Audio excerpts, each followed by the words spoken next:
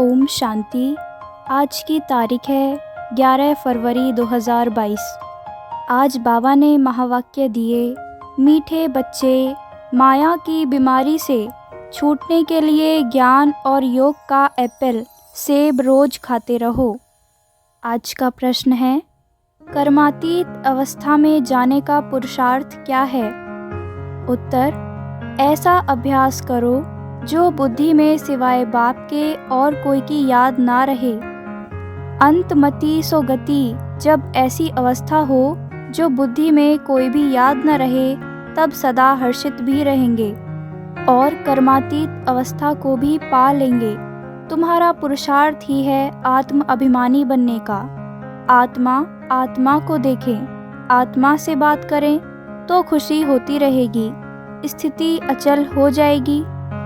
गीत है आज, तुम ही हो माता पिता तुम ही हो। ओम शांति।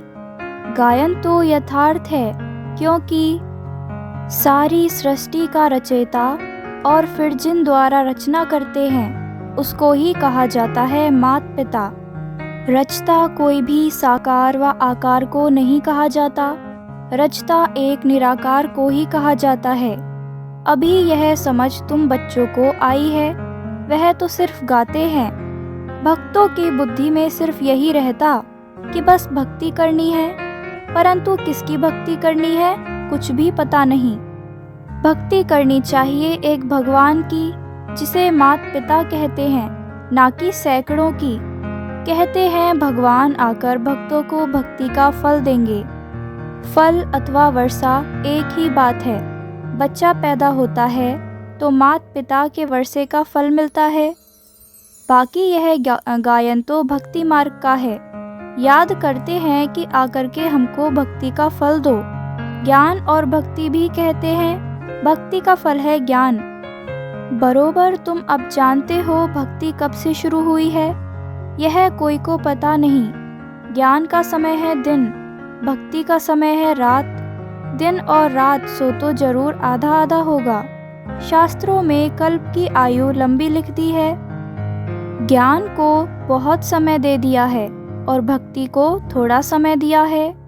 द्वापर कलयुग की आयु कम दिखाई है। यह रात और दिन का पूरा हिसाब तो ठहरा नहीं। कृष्ण पक्ष और शुक्ल पक्ष भी कहते हैं। शास्त्रों में यह अक्षर है। कहते हैं तुम लोग शास्त्रों को नहीं मानते हो, फिर शास्त्रों के अक्षर क्यों लेते हो? तो तुमको समझाना है। शास्त्रों का सार तो बाबा ही बताते हैं।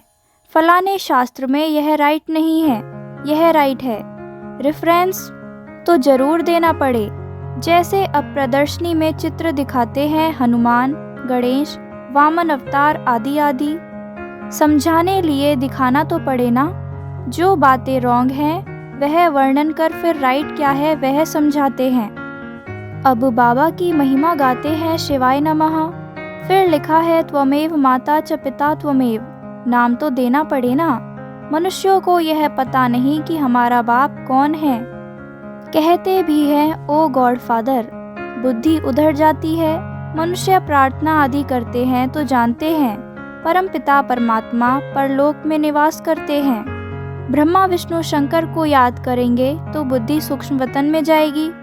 फर्स्ट सेकंड फिर थर्ड फ्लोर है। अब मुख्य बात है बाप को भूले हैं। बाप आकर उल्हाना देते हैं, तुमने हमारी कितनी ग्लानि की है। बाप जो सर्व का सद्गति दाता है, उनकी फिर सर्व ने बैठ ग्लानि की है। भगवानुवाच है ना, यदा यदा ही धर्मस्य। भारतवासी अपने धर्म की ग्लानि करते हैं।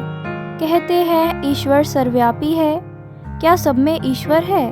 तो कह देते हैं कच्छ अवतार, मत्स्य अवतार, वाराह अवतार।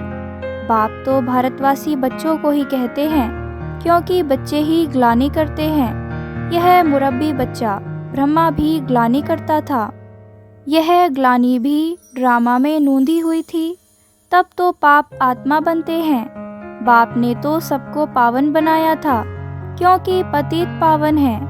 पावन बनाकर विश्व का मालिक बनाते हैं। बनाने वाले बाप को कितनी गाली देते हैं। जब समझाते हैं तो उस समय मान लेते हैं। समाचार भी आता है, इतनों ने सही की कि बरोबर आपकी बात राइट है। अब कहते हैं श्रीमद् भगवत गीता तो भगवान की है श्रेष्ठ ते श्रेष्ठ मत। ऊंचे ते ऊंचे की मत भी ऊंची होगी ना। वह आकर पतित भ्रष्टाचारी को श्रेष्ठाचारी बनाते हैं तो पहले पहले एक का परिचय देना पड़ता है।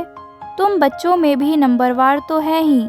बहुत बच्चे लिखते हैं बाबा क्या करें, माया का तूफान हमको ठहरने नहीं देता, हमको यह विकार तंग करते हैं। बाप कहते हैं तुमको इन पर विजय पानी है, नहीं तो पद भ्रष्ट हो जाएगा। शिक्षक ही अगर ऐसा कुछ काम करेंगे तो ज़रूर औरों को संशय पड़ेगा कि खुद की चलन तो ऐसी है और दूसरों को ऐसे समझाते हैं। विकार भी कोई सेमी होता।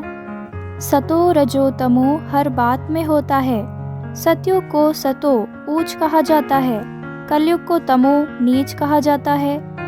दुनिया भ्रष्टाचारी कहते हैं परंतु अपने को कोई भ्रष्टाचारी समझते नहीं हैं।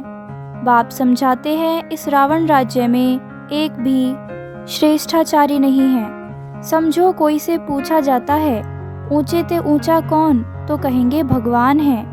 उनका ऑक्यूपेशन जानते हो? नहीं। या तो कहेंगे सन्यासी ही ऊंच हैं क्योंकि पवित्र रहते हैं, खुद भी सन्यासियों को फॉलो करते हैं, नमस्ते करते हैं। तो उन्हों से पूछना चाहिए सन्यासियों से भी जरूर कोई ऊंचा होगा।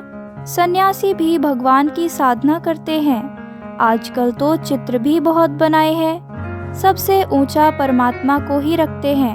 अब राम व कृष्ण के आगे शिवलिंग रखना यह भी बड़ाई है, नहीं तो वह कोई शिव की पूजा थोड़ी ही करते हैं। वह तो खुद ही राज्य करते हैं। जब वह पतित बनते हैं तब पूजने लगते हैं। ऊंचे ते ऊंच निराकार परमात्मा को ही कहा जाता है। पतित पावन सर्व का सद्गति दाता, सबका लिबरेटर, अपने साथ सबको ले जाएगा। तुम जानते हो वह हमारा बाप है।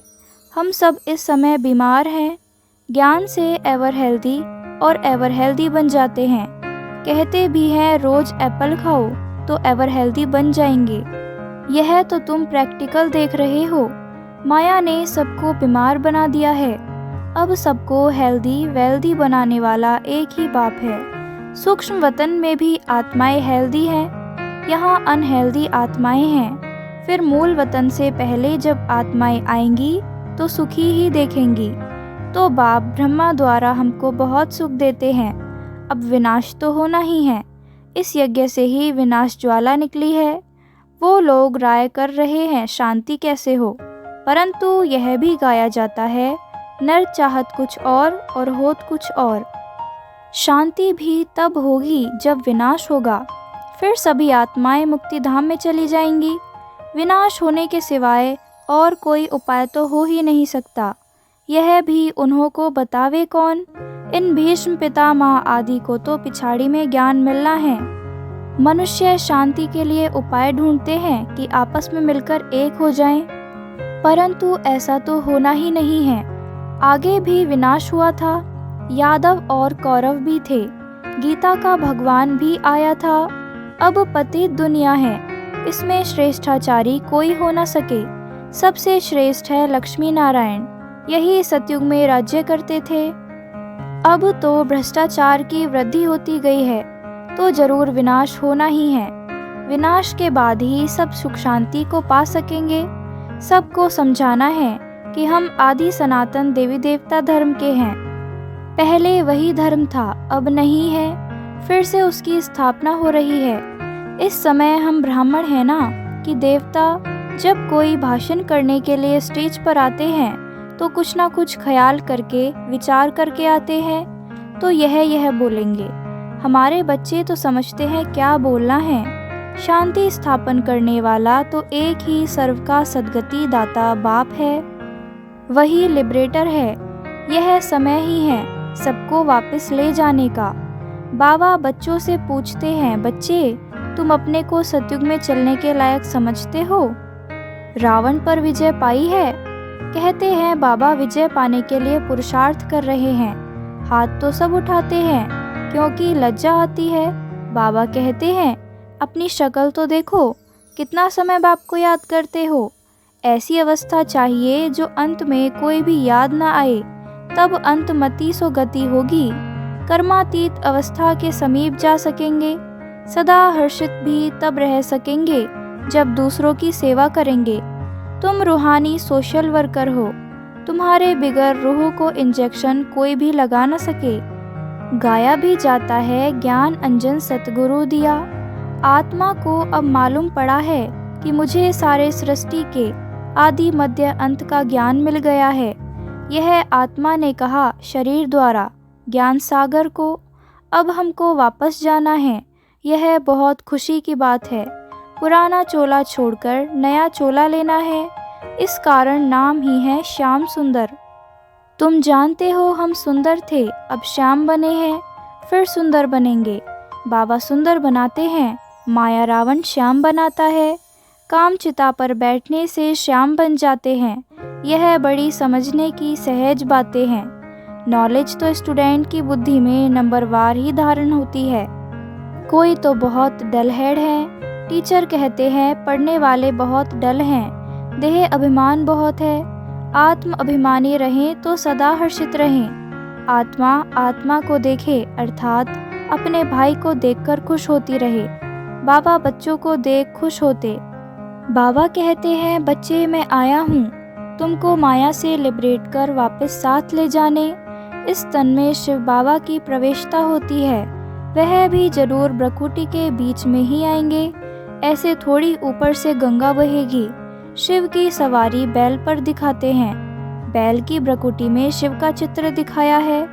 आत्मा तो जरूर ब्रकुटी में ही रहेगी। जो आत्मा का स्थान है जरूर वहाँ ही बैठेगी।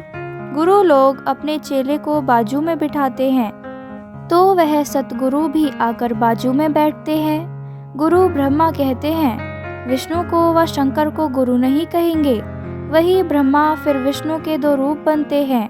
गुरु तो शिव को कह सकते हैं क्योंकि सबकी सदगति करते हैं। ऊंचे ते ऊंच फिर भी भगवान हैं। कितना अच्छी रीति समझाया जाता है। अच्छा, मीठे मीठे सिकेलदे बच्चों प्रति मात पिता बाप दादा का याद प्यार और गुड मॉर्निंग। रूहानी बाप की रूहानी बच्चों को नमस्ते। हम रूहानी बच्चों की रूहानी मात पिता बाप दादा को याद प्यार गुड मॉर्निंग, नमस्ते नमस्ते नमस्ते। धारणा के लिए मुख्य सार है। फर्स्ट पॉइंट, सदा हर्षित रहने के लिए आत्म अभिमानी बनना है। हम आत्मा भाई भाई है, यह दृष्टि पक्की करनी है। सेकंड है, रूहानी सोशल वर्कर बन आत्मा को ज्ञान का इंजेक्शन लगाना है। सबकी रूहानी सेवा करनी है।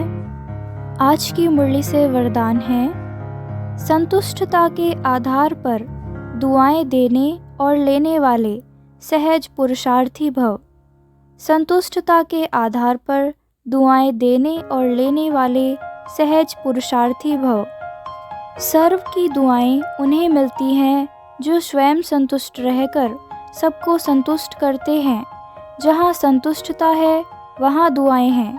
यदि सर्व गुण धारण करने व सर्व शक्तियों को कंट्रोल करने में मेहनत लगती हो तो उसे भी छोड़ दो। सिर्फ अमृत वेले से लेकर रात तक दुआएं देने और दुआएं लेने का एक ही कार्य करो तो इसमें सब कुछ आ जाएगा। कोई दुख भी दे तो भी आप दुआएं दो तो सहज पुरुषार्थी बन जाएंगे। आज का स्लोगन है, जो समर्पित स्थिति में रहते हैं उनके आगे सर्व का सहयोग स्वतः समर्पित हो जाता है। जो समर्पित स्थिति में रहते हैं उनके आगे सर्व का सहयोग स्वतः समर्पित हो जाता है। मातेश्वरी जी के अनमोल महावाक्य। मनुष्य आत्मा अपनी पूरी कमाई अनुसार भविष्य प्रारब्ध भोगता है। मनुष्य आत्मा अपनी पूरी कमाई अनुसार भविष्य प्रारब्ध भोगता है। देखो, बहुत मनुष्य ऐसे समझते हैं हमारे पूर्व जन्मों की अच्छी कमाई से अभी यह ज्ञान प्राप्त हुआ है, परंतु ऐसी बात है ही नहीं। पूर्व जन्म का अच्छा फल है यह तो हम जानते हैं। कल्प का चक्र फिरता रहता है, सतो रजो तमो बदली होता रहता है। परंतु ड्रामा अनुसार पुरुषार्थ से प्रारब्ध बनने की मार्जिन रखी है, तब तो वहाँ सतयुग में कोई राजा रानी, कोई दासी, कोई प्रजापति पाते हैं। तो यही पुरुषार्थ की सिद्धि है। वहाँ द्वैत, ईर्ष्या होती नहीं, वहाँ प्रजा भी सुखी है। राजा रानी प्रजा की ऐसी संभाल करता है जैसे माँ बाप अपने बच्चों की संभाल करता है। वहाँ गरीब साहूकार सब संतुष्ट हैं। इस एक जन्म के पुरुषार्थ से 21 पीढ़ी के लिए सुख भोगेंगे। यह है अविनाशी कमाई, जो इस अविनाशी कमाई में अविनाशी ज्ञान से अविनाशी पद मिलता है। हम अभी सतयुगी दुनिया में जा रहे हैं। यह प्रैक्टिकल खेल चल रहा है। यहाँ कोई छूमंतर की बात नहीं है। अच्छा, ओम शांति।